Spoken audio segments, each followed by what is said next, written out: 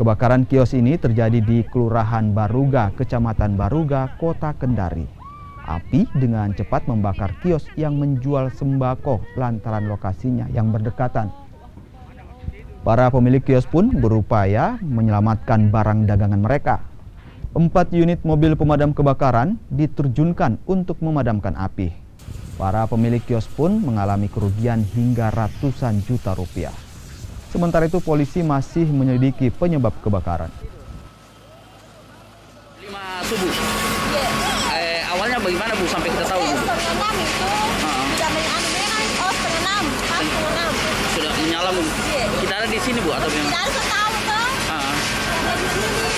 Sedengar sih begini. Dia baru tahu ada kebakaran. Ada kebakaran.